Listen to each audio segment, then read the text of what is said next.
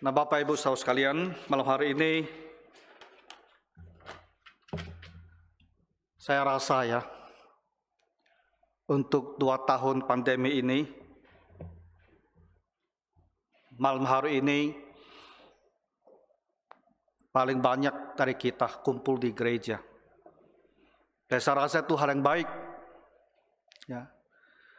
Karena Juru Selamat kita telah lahir. Dan tentu adalah suatu sukacita, suatu tugas kita ya untuk merayakan Juru Selamat ini. Karena kelahirannya adalah peristiwa yang terbesar ya bagi kita orang-orang berdosa. Dari puji-pujian yang kita nyanyikan, dan juga dari persembahan paduan suara yang kita dengarkan bersama-sama, semuanya menceritakan satu hal, yaitu kelahiran dari Juru Selamat ini. Nah, itulah arti sesungguhnya dari hari Natal. Di setiap tahun, setiap perayaan Natal, walaupun kisahnya adalah sama, dan kita baca di kitab Matius maupun Lukas. Tapi setiap kali kita baca kembali, setiap kali kita rayakan, kita berdoa supaya Tuhan menolong agar dalam diri kita ini muncul suatu rasa syukur yang besar dan rasa gembira bahwa saya telah percaya kepada Tuhan Yesus, bahwa saya ini adalah seorang Kristen. Supaya Tuhan juga membangkitkan satu tekad yang baru di dalam hidup kita ini, bahwa saya akan setia, saya akan ikut Tuhan Yesus. Ya, hidup saya ini adalah untuk Tuhan, karena Dia telah menebus dan menyelamatkan saya. Jadi mari kita lihat kembali kisah yang sama ini, ya, kisah kelahiran Tuhan Yesus. Kalau kita melihat kembali apa yang dituliskan oleh kitab-kitab Injil ini, harusnya kita bisa merasakan ya suatu semangat yang besar, ya, suatu kegembiraan besar ketika memberitakan kelahiran Juru Selamat dunia ini. Banyak yang dibicarakan. Pertama-tama kita mengingat ya malaikat datang dan beritahukan kepada Yusuf bahwa anak itu akan lahir dan dia akan menebus umatnya dari dosa mereka. Malaikat juga datang dan berbicara kepada Maria bahwa anak ini akan lahir. Dia datang dari surga. Dia akan datang sebagai raja dan juru selamat manusia. Dan kita lihat juga para orang Majus jauh di Persia, di timur. Tapi Tuhan membangkitkan bintang itu dan mereka memahami, karena kitab suci berbicara tentang bintang akan terbit di timur. Orang Majus melalui bintang yang timur itu, mereka juga mendapatkan pesannya bahwa sang raja, sang juru selamat itu telah lahir. Dan mereka mengadakan perjalanan yang panjang. Sehingga ketika mereka sampai dan menjumpai bayi ini sudah bukan seorang bayi, tapi firman Tuhan bilang dia seorang anak kecil. Kita tidak tahu persisnya umurnya sudah berapa bulan, kita tidak tahu. Tapi itu membicarakan perjalanan jauh, ya, dari daerah Iran, Persia sampai ke kota Yerusalem dan kemudian ke Bethlehem. Ada yang disampaikan lewat sebuah bintang yang muncul. Dan kemudian kita juga lihat malaikat yang berbicara memberitahukan kepada para gembala bahwa pada hari ini telah lahir bagimu Juru Selamat, yaitu Kristus Tuhan di kota Daud. Jadi kalau kita melihat secara bersama-sama beberapa bahagian kitab suci ini, kita mendapat sebuah gambaran yang lebih utuh, bahwa bagi Tuhan Allah sendiri, hari ini ada suatu peristiwa yang begitu menggembirakan, ada sukacita yang besar, sehingga diwartakan berulang-ulang kali kepada berbagai pihak yang berkaitan. Nah, intinya adalah satu pemberitahuan bahwa Juru Selamat itu telah datang.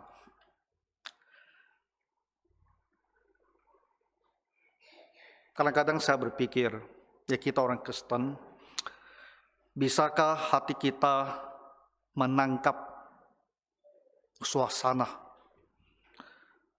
menangkap suatu kesan yang kuat sekali tentang betapa mulianya peristiwa kelahiran Tuhan Yesus ini.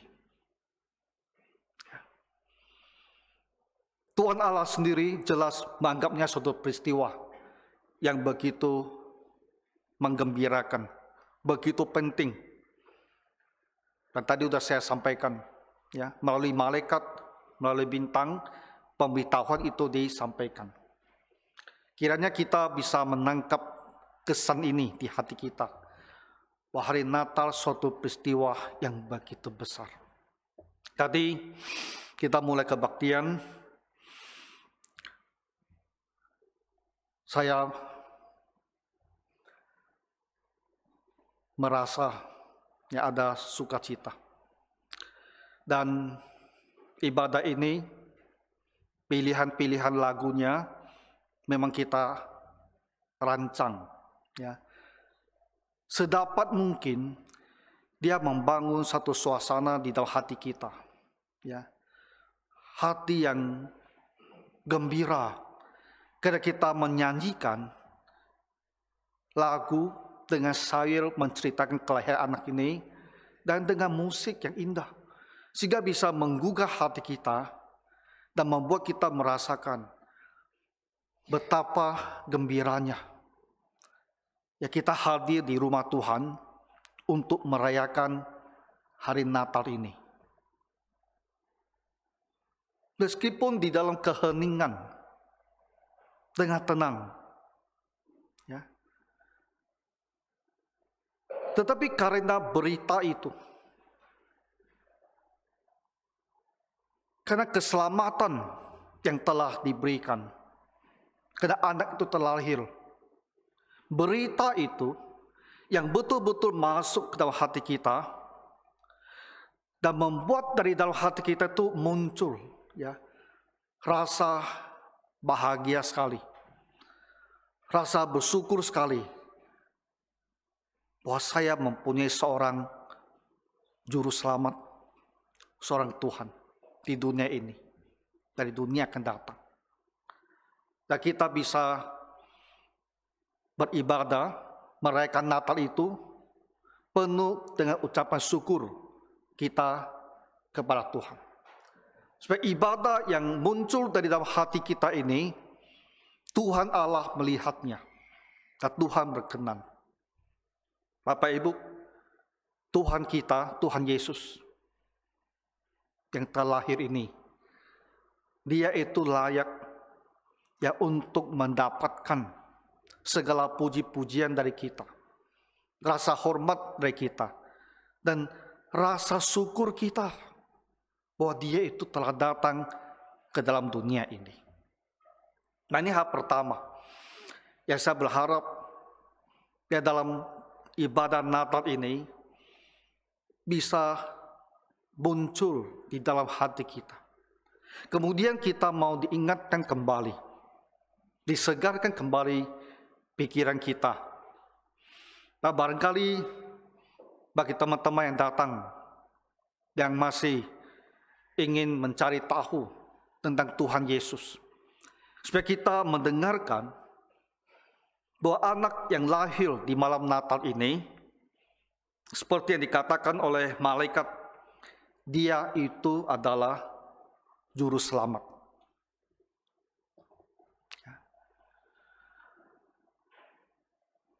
Hari Natal,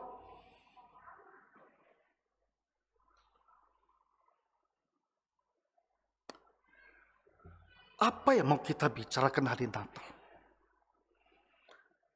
Dulu waktu saya masih muda, ya kita sering ikut kegiatan Natal ya. Terutama kegiatan Natal gabungan antara gereja-gereja, itu selalu ada subtema gitu, selalu ada subtemanya. Subtemanya itu selalu berkaitan dengan hal-hal kekinian. Tapi saya merasa di hari Natal yang kita khotbahkan, yang kita bicarakan tidak mau hal kekinian. Kita tidak mau seolah turunkan berita itu ke hal-hal yang lain. Tidak. Natal, walaupun sama beritanya, kita harus bicarakan juru selamat. Natal harus membicarakan bahwa Yesus datang ke dunia ini untuk menyelamatkan kita. Biar kita dengar 10 kali, 100 kali. Mungkin 1000 kali pun. Tidak apa. Karena inilah hal yang terpenting. Tuhan Yesus datang adalah untuk menjadi juru selamat dunia ini. Untuk apa kita berbicara dia datang menjadi pemersatu bangsa? Dia datang membawa damai bagi bangsa. Semua tema-tema yang menarik.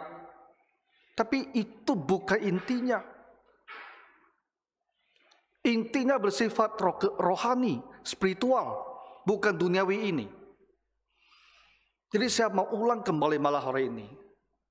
Supaya Bapak Ibu ingat, Tuhan Yesus datang adalah sebagai juru selamat bagi kita. Apa itu artinya? Sangat sederhana. Apa yang dikatakan oleh Tuhan Yesus, dia sendiri berkata, Aku datang sebab supaya kamu berpindah dari dalam maut ke dalam hidup. Yohanes pasal 5. Ini adalah restatement atau kalimat lain dengan arti yang sama dari istilah juru selamat ini. Kenapa dia dikatakan adalah juru selamat kita? Karena dia datang untuk menolong kita berpindah dari dalam maut ke dalam hidup. Kita manusia lahir di dalam dosa dan mati di dalam dosa. Hidup kita hanya berapa puluh tahun dan akan berakhir dalam kebinasaan. Ini adalah realitas setiap manusia yang lahir dalam dunia ini.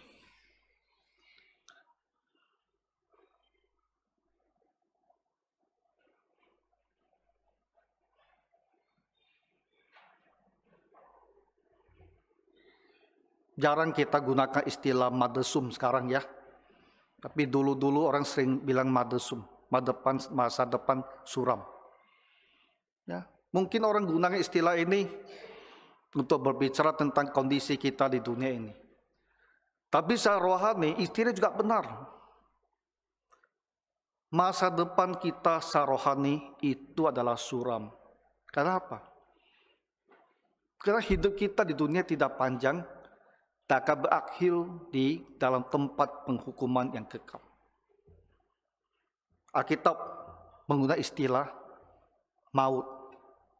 Akhir kita itu adalah maut. Semua orang sama. Akhirnya adalah maut. Tetapi Tuhan Yesus datang ke dunia ini untuk membawa kita keluar dari maut ini dan berpindah masuk ke dalam hidup. Keluar dari gelap, masuk dalam terang. Dia datang sebagai juru selamat, supaya kita bisa terlepas dari penghukuman yang akan datang, dan supaya kita bisa mempunyai hidup yang kekal. Saudara-saudara, pada saat kita menyambut Tuhan Yesus, dan hati kita berkata, aku akan ikut Tuhan Yesus. Dia benar-benar adalah juru selamat dunia ini. Dia adalah juru selamat saya. Saya akan ikut Tuhan Yesus. Pada saat itulah kita telah berpindah dari maut ke dalam hidup. Dan segalanya berubah. Kita tidak mempunyai masa depan ini, yang masa depannya suram, kenakan binasa. Di sekejap mata itu, kita mempunyai masa depan yang cerah, masa depan yang abadi, kehidupan yang kekal di dalam kerajaan Tuhan. Berpindah dari maut ke dalam hidup. Tuhan Yesus adalah juru selamat. Ya, ketika malaikat bilang, hari ini telah lahir bagimu juru selamat. Pada malam Natal itulah dunia kita ini dan kita semua dan mereka yang akan datang nantinya, yang akan lahir di kemudian hari, semua mempunyai juru selamat yang bisa, yang berkuasa untuk membawa kita keluar dari maut ke dalam hidup.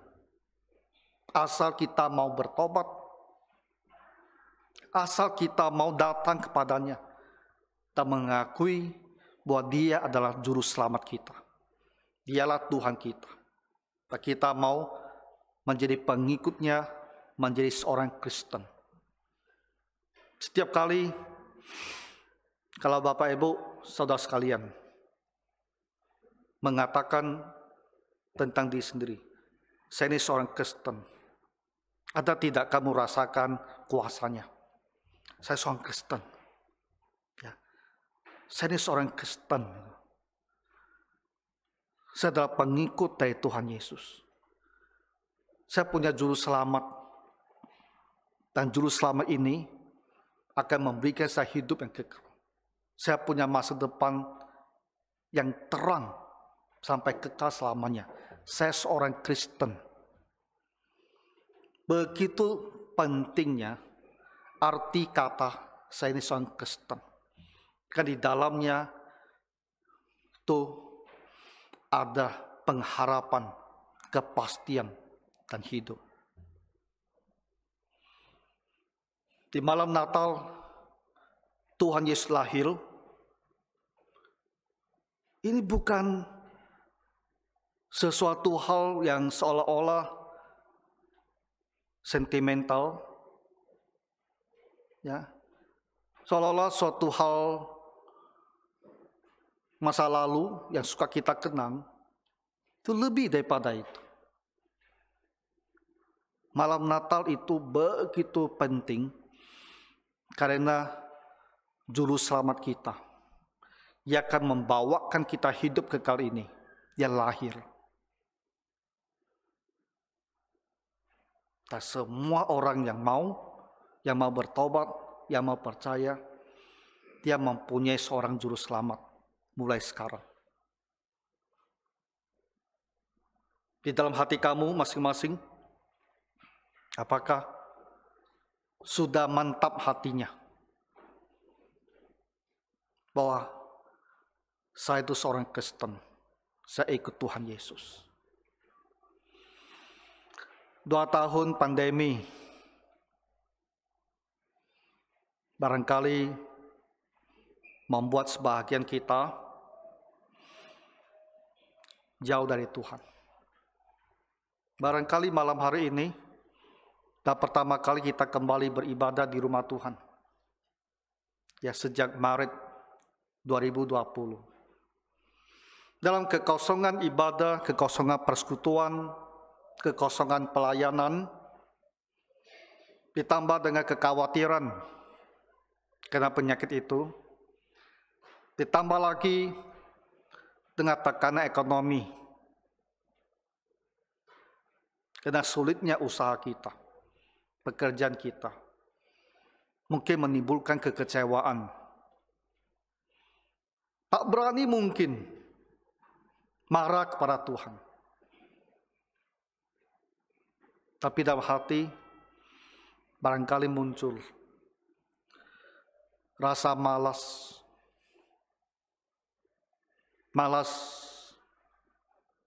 berhubungan dengan hal-hal yang rohani. Karena pikiran kita terpaut ke dunia ini. Bapak Ibu, malam hari ini adalah waktu kita untuk kembali kepada Tuhan. Kita tidak boleh terus-menerus dalam keadaan demikian. Ya. Kalau kita telah diingatkan kembali, dan hati kita dipenuhi dengan sebuah perasaan baru tentang Tuhan Yesus Juru Selamat ini, maka harus membawa kita untuk memutuskan, saya mau kembali, ya bersungguh-sungguh ikut Tuhan lagi. Dalam perjalanan kita sebagai orang Kristen, ada kalanya kemunduran itu terjadi. Tapi ketika Tuhan memanggil kita, kita harus kembali. Saya ingat ya, saya juga punya pengalaman seperti ini dulu. Mungkin pernah saya ceritakan juga. 2 tahun ya, 2 tahun saya tidak mau ke gereja. Pergumulan rohani. 2 tahun saya tak mau ke gereja. Tapi sebetulnya hati saya mau ke gereja. Tapi saya tak mau pergi ke gereja. Hati mau pergi, tapi tubuh ini tidak mau bergerak. Jadi minggu saya tidak mau bangun-bangun. Sampai waktu itu mama saya, waktu itu belum Kristen, tapi dia udah percaya, puji Tuhan. Dia masih belum percaya, tapi dia tahu saya ini anak Kristen. Sampai dia merasa, kamu orang Kristen, kenapa tidak mau pergi ke gereja hari Minggu? Kenapa di rumah tidur-tiduran tak mau bangun? Pernah saya merasa begitu tertekan, ingin sekali pergi ke gereja. Jadi saya jalan, lewati gereja saja, tak masuk. Mau masuk pun sepertinya ada hambatan. Sulit sekali mau belok masuk gereja. Tapi begitu ingin mau ke gereja, jadi saya lewati gereja itu, saya lihat-lihat sebentar, saya lewatkan saja. Perjuangan. Sampai akhirnya 2 tahun kemudian, itu malam Natal. Ya, saya berpikir 2 tahun harusnya tak boleh lagi seperti ini. Jadi saya malam Natal ya, gereja lagi ada kebaktian, ada perayaan, saya pergi ke gereja itu, saya pergi malam itu. Kalau saya cari salah satu sudut gereja agak sepi, tak ada orang ya. Nah, disitulah saya berdoa minta Tuhan ampuni saya mau kembali. Saya mau kembali. Besoknya, malam itu saya ikut Tuhan kembali. Besoknya hari Minggu. Ya. Hari Minggu sangat menarik, sangat mengherankan. Saya pergi kebaktian hari Minggu. Dan Pendeta Timoteo almarhum, dia datang berkhotbah. Dan waktu itu dia bilang, ya anak-anak muda, ada tak yang mau melayani Tuhan itu. Jadi waktu itulah saya bilang sama Tuhan, kalau Tuhan mau saya melayani, saya mau melayani Tuhan. Siang harinya saya ingin sekali pergi ke gereja lagi. Karena di gereja muda-mudinya ada lagi latihan. Mereka masih punya kegiatan-kegiatan Natal lainnya. Bisa pergi duduk dengan mereka latihan dari jauh lah. Karena ruangnya luas sekali. Lalu hamba Tuhannya duduk di sebelah saya. Lalu saya tanya sama dia, Pak Joseph ya, waktu itu. Dia masih guru, belum jadi pendeta. Saya tanya, Pak Joseph, itu tentang sekolah Alkitab, itu bagaimana caranya? Saya pun tidak tahu itu istilahnya adalah sekolah tinggi teologi atau seminari. Saya tanya, yaitu yang sekolah Alkitab itu bagaimana caranya. Sebetulnya saya hanya tanya saja, karena saya ingin tahu juga gimana caranya. Dan disitulah semuanya bergulir ya. Ternyata Pak Joseph dia tanggapinya serius. Dia pergi bicara sama kakak saya yang Kristen. Tanya, betulkah saya itu serius mau sekolah Alkitab? Jadi kemudian semua bergulir dari situ.